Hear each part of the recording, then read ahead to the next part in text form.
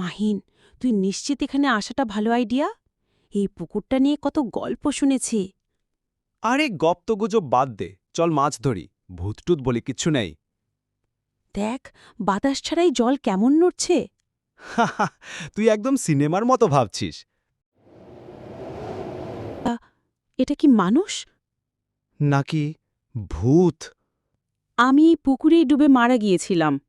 অনেকে বলে আমি নিজের প্রাণ নিয়েছি, কিন্তু সত্যি অন্য কিছু। আমরা আমরা কিছু করিনি, আমরা শুধু মাছ ধরতে এসেছি। আমার খুনি এখনও মুক্ত। প্রতি পূর্ণিমায় আমি অপেক্ষা করি, সে ফিরবে। মাহিন, তুই এটা দেখছিস তো, জল লাল হয়ে যাচ্ছে।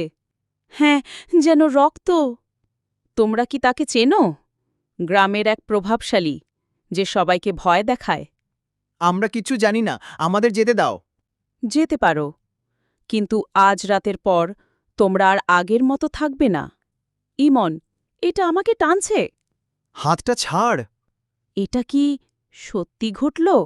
জানি না, কিন্তু আমাদের এক্ষুনি চলে যেতে হবে। আমি অপেক্ষা করব।